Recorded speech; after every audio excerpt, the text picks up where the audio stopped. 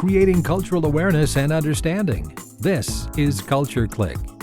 Culture Clique is written and produced by KQAL FM on the campus of Winona State University. Nerds and geeks, welcome to the 30th Nerd Nite Event, part 2 of 3 series held at Ed's NoName Bar. Nerd Nite is a monthly event held by WSU Professors Dr. Ferkinhoff and Dr. Emily Ruff, where 3 candidates get 30 minutes to nerd out and speak about their passions. So if you have a topic you're passionate about or knowledgeable enough to be called a nerd, this event is a place to be. I'm Dylan Alzate, and crack open your textbooks as we nerd it out at the NoName Bar today on Culture Clique. All right, everybody. Well, I think we're ready for our second talk tonight. So we're going to welcome to the stage Will Hesh. Will Hesh is a professional walker. He has studied the art of walking across 3 continents over the last 2 decades. So let's give a round of applause for Will. Thank you. I do not have a PowerPoint, so we're going to have to use the power of imagination for this. I am here to talk about long-distance walking. You can think of Forrest Gump, only I hate that film because there's so many questions that it leaves open, and these are the questions that I'm going to hope to answer over the course of the evening. For me, Forrest Gump brings up the questions of like, did he bring any money? Did he bring a tent? Did he bring a razor? He clearly an answer to that one. But all of those things are about long-distance walking, and long-distance walking is something that I truly enjoy and love. It's something I've done a lot of, and it's a fantastic form of exercise, and you can go great distances, and you can go around your own town as well. So this story starts, as many great Winona stories do, with the Frozen River Film Festival. About 15 years ago, I was just out of college and I was really interested in things, and at the Frozen River Film Festival there were a few wonderful speakers. One of them was Matt Mulkey, who is a local hero. He's since passed, but he worked at Walmart and then managed to paddle down the whole Mississippi and then paddle down the Amazon, and was a guide for someone who swam down the Amazon. And he was in a documentary, and I was amazed that somebody like that could live right across the river. And then Dr. John Francis came. And Dr. John Francis is an amazing person. He spent 27 years not driving in cars, and 19 of them he was silent. He started in California. Here's our first pseudo slide. He started in California, went up to Washington, then went over to Montana, down through Wisconsin, and then to the East Coast. And in the course of those of walking across the country, he also got a bachelor's, a master's, and a PhD, all without speaking. So this was an amazing character. And I had these ideas in my head, and I was like, all right, I need to go do this. I need to have my walking adventure. So second map, the walking adventure that I did was starting out in Germany, which will be over here, going southwest through Germany, and then to around Frankfurt, and then turning northwest, going through Belgium, and then winding up in the Netherlands. And that was the course of about 700 miles. And then I did some other things in Europe, willing workers on organic farms down in Italy. And then the second course of the journey was in France, which you'll see right here. And then it went northwest from Dijon to about Paris. So that was about 300 miles. So rounding it off, it was about 1,000 miles. So when I hear that one song, I'll walk 1,000 miles, I'm always like, that's me. So first off, I was reading my daughter's homework today, and one of the things they said is, a journey of 1,000 miles starts with a single step. Beautiful words, but bullshit. It starts with planning. It really starts with planning. There is a lot of planning that goes into these things, and it really is important. So I'm going to tell some more stories of my walking adventure, but the motif is planning. So one of the things that a lot of people, I read a bunch of books before I did. I made these lists and decided, you have to think about every single physical object that's going to be with you because you don't have much of a do-over. It's either with you or it's not, and you have to figure it out. You have to find it. You have to procure whatever you didn't bring with you. So I read all the things. I thought about it. I thought about shoes. I thought about boots. I thought about tents. I thought about this and that. I thought about chopping down my toothbrush so that it was, to save that extra little couple of fraction of an ounce. You don't need to do that. But it's definitely true. The lighter things are, the easier it is. And so a couple bits of advice. If you're going to think about boots, just go with something easy. You don't need these like amazing mountaineering, awesome boots that take, months to break in and stuff like that. Tennis shoes are totally fine. A light hiker shoe is totally fine. One of the biggest things, also, in that 1,000 miles, I never got any blisters. Blisters are almost entirely avoidable because blisters take three things, which is heat, abrasion, and moisture. So if you can take away part of that equation, you will not get blisters. And the biggest thing that you can do to affect that is take away moisture. So have a pair of dry socks, have several pairs of dry socks. I just realized I'm quoting Lieutenant Dan, so I can't. Damn, Forrest Gump. Ugh. All right, anyways, but having lots of dry socks is absolutely the way to go. Keep them packed into the center of your pack, the last spot that's going to get wet. That's where you want your dry socks to be. And so I had done all of this stuff, and I had put all of this intentionality into the backpack and this and that, everything that was there. And I flew into Berlin and touristed for a little while, and then I finally set out on my adventure. And I was so full of this is going to be my walking adventure that I neglected to bring a tent. It was March in Germany, and I thought, there'll be tons of hostels. I don't need a tent. I don't even need a sleeping bag. It'll be totally fine. So the first day, I wound up in Potsdam, which Potsdam is it's a lovely little village. That was where the Potsdam Conference happened after World War II. What it doesn't have is any youth hostels. The cheapest one that I could find was about 170 euros, which was not in my budget whatsoever. So I decided to take one of the emergency blankets, which is a little piece of basically plastic aluminum foil. And I was like, this will work. So I wrapped up in that and tried to sleep, and it started to rain, and I didn't get very much sleep that night. In a forest outside of Potsdam, I just found a place and slept there. Tried to stay dry, but it didn't work.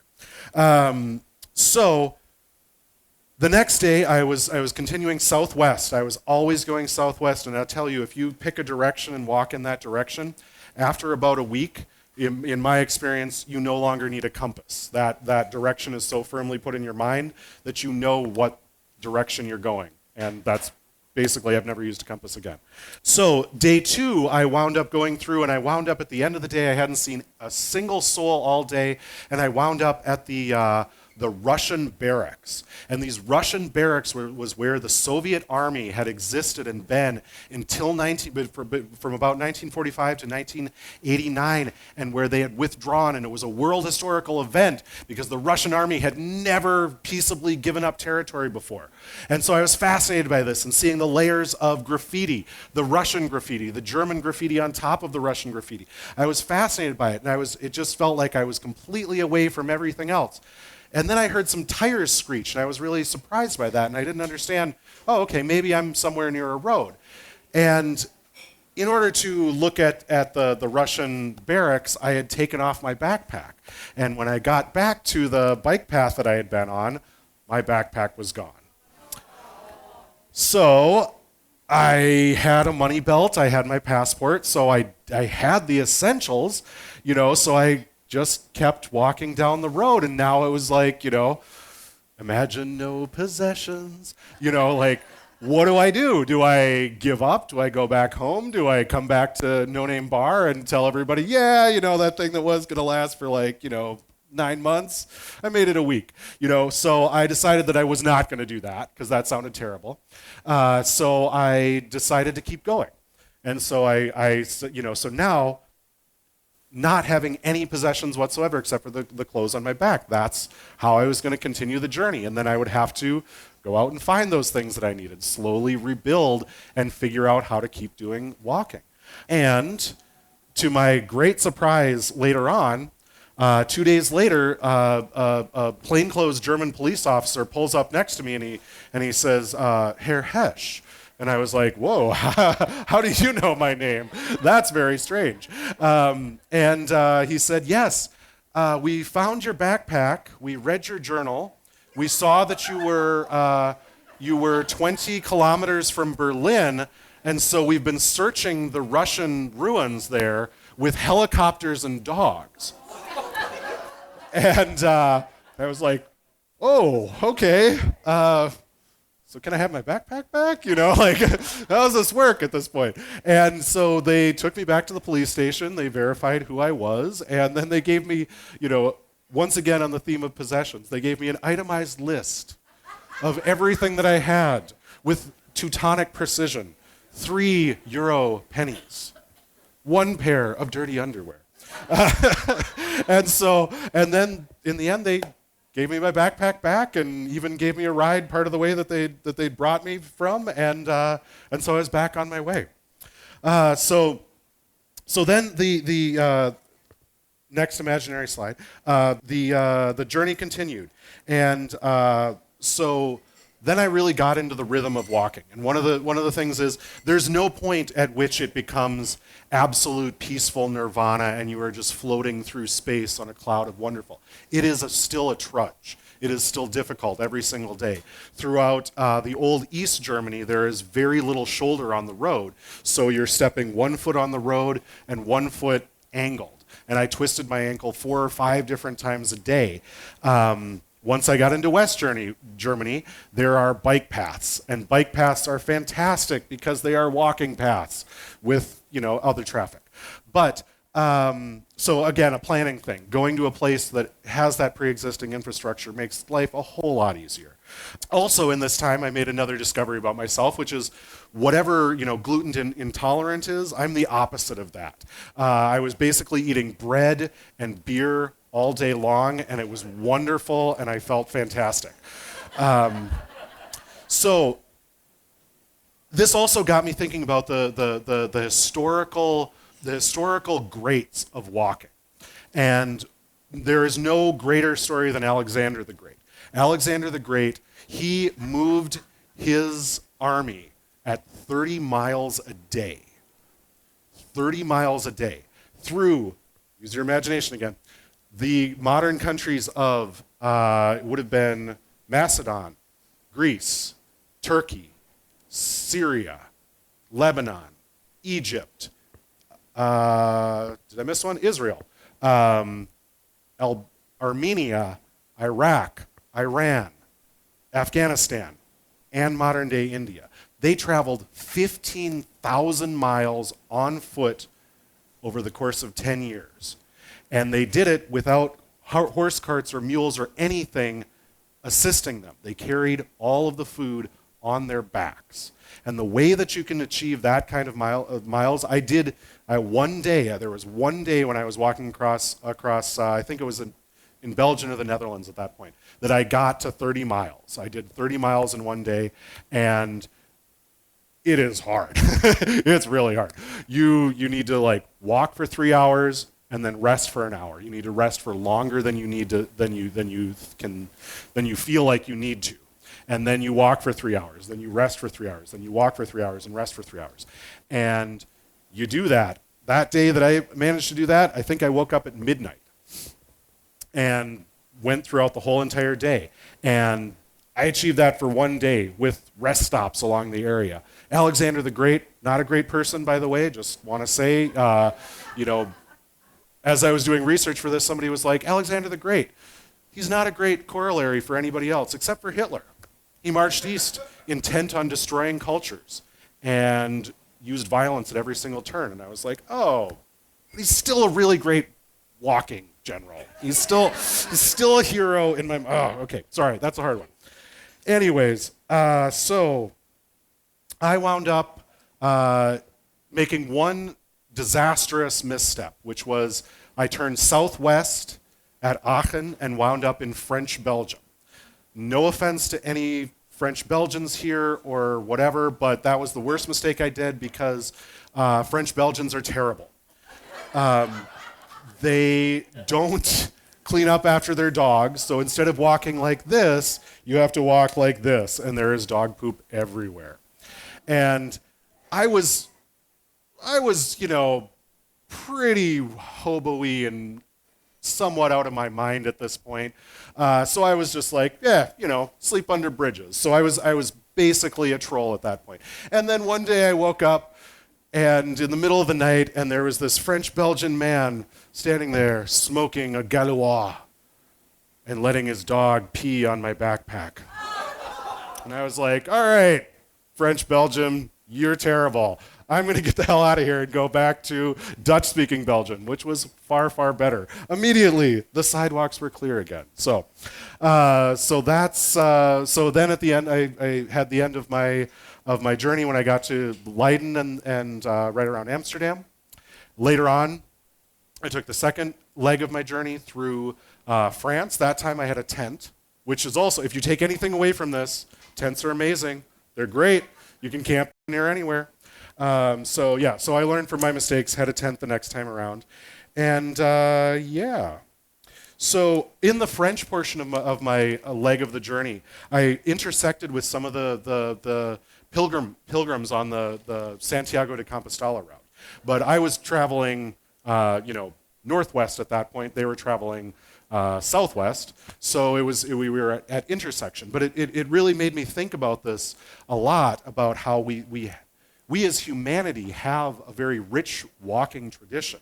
That Santiago de Compostela route, it went through Spain, but also it started in many other places as far away as Latvia.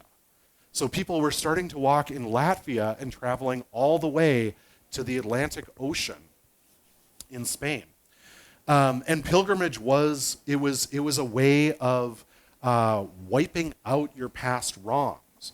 There was, if somebody had done something truly heinous, they could say, okay, I'm going to go on a pilgrimage now. And if somebody showed up after a week, that they didn't put the work in. But if somebody did the pilgrimage, if they walked there and they walked back, that was actually, in the medieval mindset, that was capable of wiping away heinous wrongdoing that people had done. That's something that we've lost as a society. That's something that now, you go on a long walking adventure, it's cool, it's fun. But over the course of history, walking has served many, many important purposes, many vital purposes. If you think of what your ancestors were actually doing, like what was their day-to-day lives like, it was a lot of walking. The Oregon Trail is the last vestiges of that before railroads came around, where we have some memory of what it was like for people to walk long distances in this country.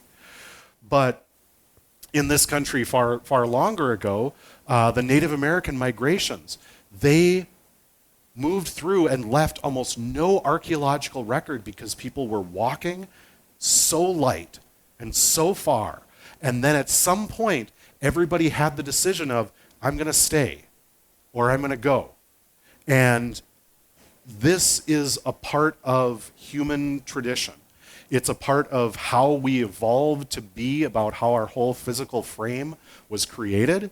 And I think that it can bring you more in touch with yourself and around you.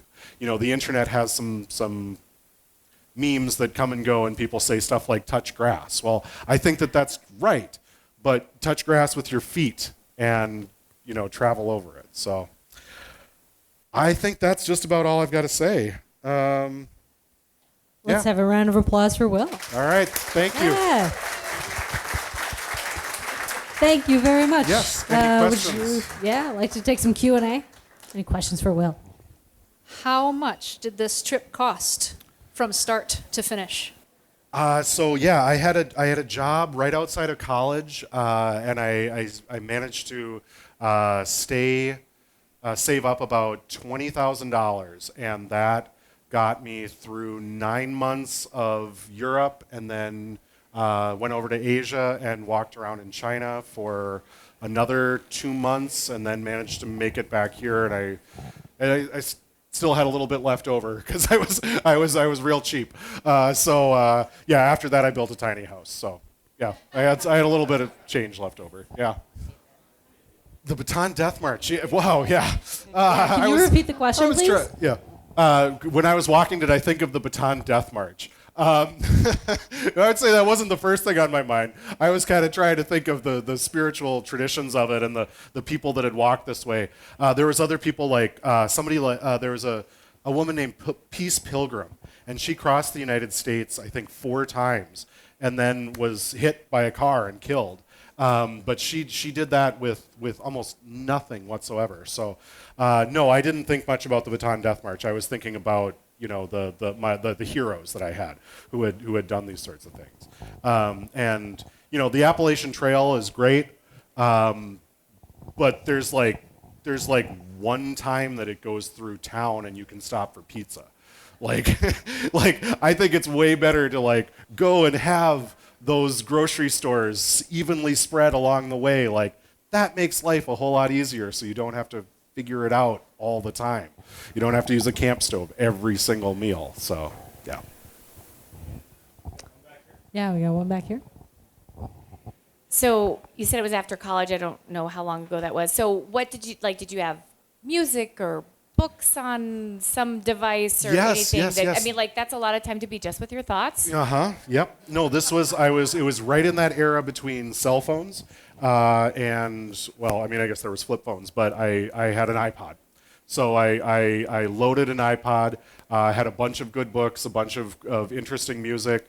My mother helped load that iPod, and so I found some surprising things that weren't there. But yeah, after about 7 months of that, I found a book that was there, and I was like, oh wow, Sarah Vowell! I've got a Sarah Vowell book on this iPad. I'll listen to this 3 times because yeah, I mean definitely there is a boredom management of it, and there are times that are really beautiful, and I think that it's a wonderful way to traverse the landscape. We talk so much about the pace of life and stuff like that, but literally, if you slow down your pace of life, modern travel and stuff is mostly sitting in an airplane and waiting. But if you're walking or biking or anything, if you're physically moving through the landscape, you don't get to kind of check out the same way. So I do that. I still rely a lot on music and stuff like that, but there's also a way of being present when you're walking that, I mean, you have to be fairly present, otherwise you'll trip over stuff, so you've got to somewhat be in your body, and your body gives you tons of signals of how am I doing? Am I pushing too hard?